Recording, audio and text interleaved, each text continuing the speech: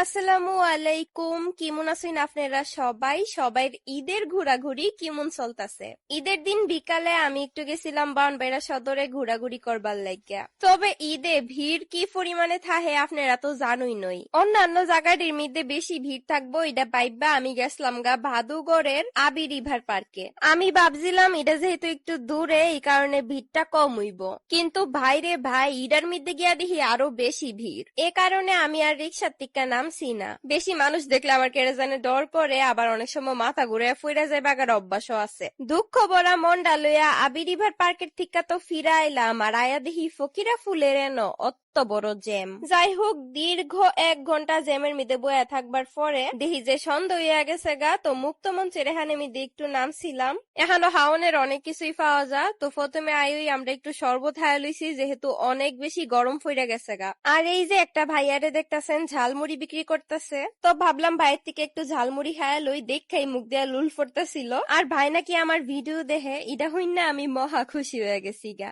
ঝালমুড়ির টেস্টের কথা যদি কই ভালোই আসিল, আমি একদম পুরা ডাহাইছি। কিন্তু মুক্ত মঞ্চের মধ্যে আমার সাথে একটা বিরক্তিকর ঘটনা ঘটছে, এটা তোমরা সাথে একটু পরে শেয়ার করতেছি। এর আগে কয়ালই দেখতে পাইতাছেন আমার হাতের মধ্যে আছে 2টা বক্স। এই 2টা খালি বক্স না, বক্স ভর্তি ভালোবাসা। কি হইতো পারে কইন তো? আমি ওই কয়া দিতেছি আসার মানেই তো মেয়ের আর ভালোবাসা। আর অতলা ভালোবাসা আমারে ফাটাইছে হোমমেড বাই ভাবনা আপু। এখানে মধ্যে 10 রকমের আচার আছে। তো একটা একটা করে আমি টেস্ট কইরা দেখতাছিলাম। প্রত্যেকটা টেস্ট অনেক ভালো আসিল। এখানে মধ্যে আসিল রসুনের আচার, চালতার আচার, বোম্বাই মরিচের আচার, চালতার মুরব্বা, বড়য়ের বার্মিজ, জলপাইয়ের টক ঝাল মিষ্টি আচার, তেঁতুলের গুল্লা আচার, তেঁতুলের ঝাল মিষ্টি আচার, 5 ফলের মিক্স আচার আর বড়ই আচার। বোম্বাই মরিচের আচার আর রসুনের আচার আমি ভাত দিয়া মিক্স করে খাইছিলাম। ভাইরে ভাই, কি যে একটা টেস্ট! যে আফার আর ভাইয়েরা মজাদার আচার কুনহানো পাইবা এরকম একটা পেজ খুঁজতাছো, এরা হোমমেড বাই ভাবনা আফার পেজ থেকে অর্ডার করে লাইতে পারো। তাছাড়া আফা কিন্তু আচারের পাশাপাশি কেকও সেল করে। তোমরা সুবিধার্থে আমি আমার এই ভিডিওর স্ক্রিনে, কমেন্টে এবং ডেসক্রিপশনের মধ্যে পেজটা দিয়া দিছি।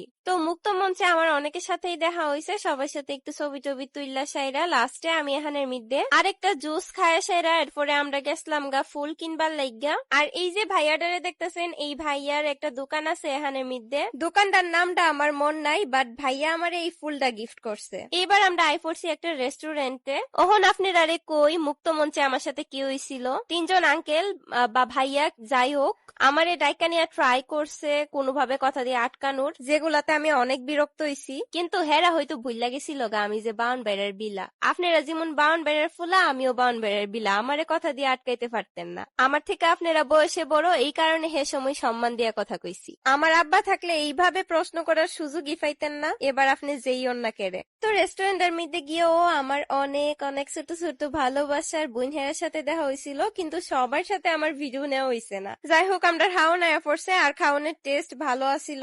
আমরা এখান থেকে অর্ডার করছিলাম নাগা উইংস আর কোল্ড কফি। আমার কাছে কফিটা একটু বেশি ভাল লাগছে। আমি যদি আবার যাই অবশ্যই এটা হামু। খাওন দাওন শেষ করে সেরা আমরা অনেক অনেক ছবি তুলছি। আর এই রেস্টুরেন্টটা আসলে অনেক ফটোজেনিক আসিল। আমার ফিসে মিষ্টি আফারে বয়া ওহন আমরা যাইতেছি গা বিদেশে। আমি ডানা কাটা পরি, আমি ডানা কাটা পরি। অলরেডি অনেকটা রাইত হয়ে যাইতেছিল গা, আর বেশি রাত পর্যন্ত বাইরে থাকা তো একদমই বালা না। কিন্তু যেহেতু ঈদ এই কারণেই বাইর হওয়া হয়েছে।